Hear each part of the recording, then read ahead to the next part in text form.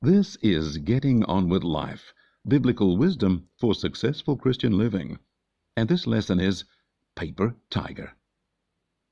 At times we face serious challenges that stretch our faith, awaken our fears, and test our heart. And at times those challenges are nothing more than a paper tiger. They appear terrifying and threatening, but there is no substance behind them. A chap who has come through many struggles shared how the devil likes to present us with some fearful threat which has no real power. Yet our fears cause us to give power to the powerless thing, and we let it control us.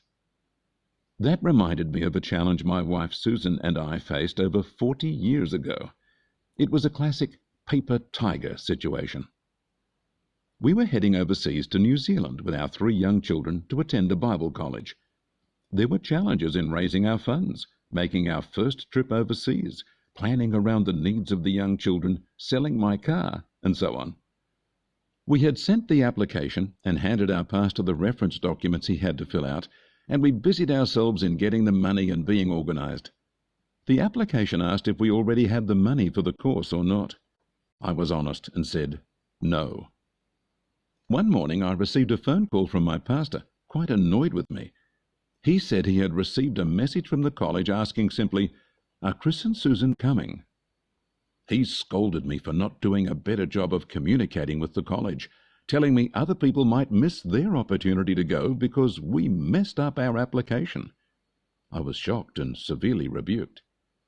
I tried to figure what could have gone wrong and decided it was because I had been honest and said we did not have the money. Even by then we still didn't have enough for all our expenses.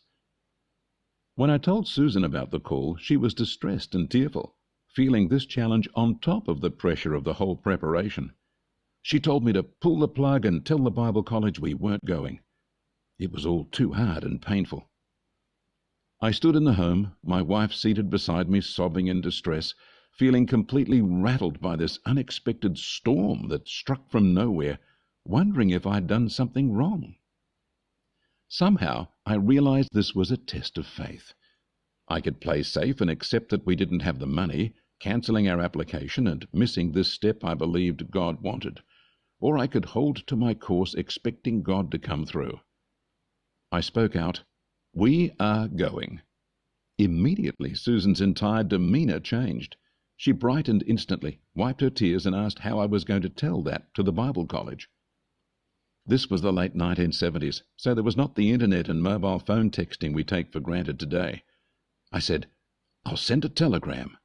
That's how such messages would be sent. Susan pointed out that international direct phone dialing was recently made available and suggested I phone them.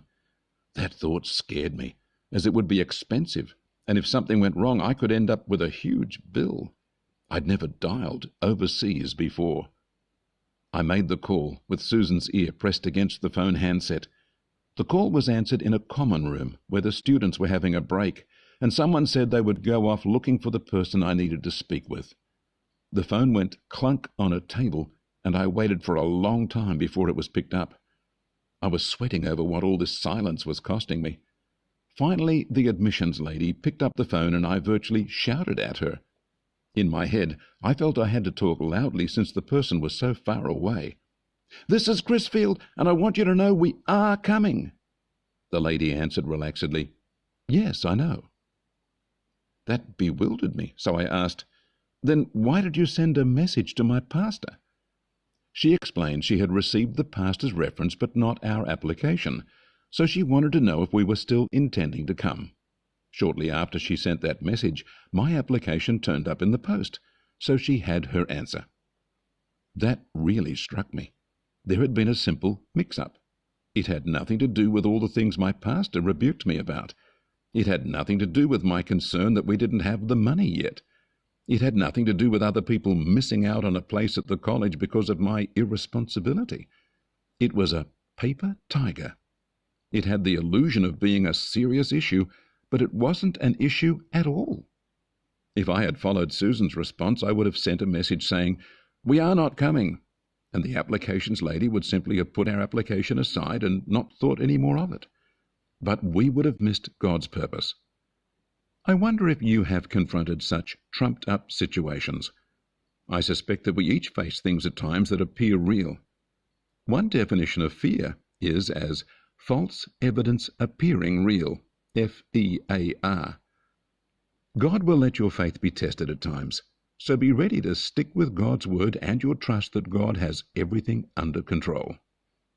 And may you find faith in your heart and the spirit of an overcomer every time you come face to face with a paper tiger. God bless you.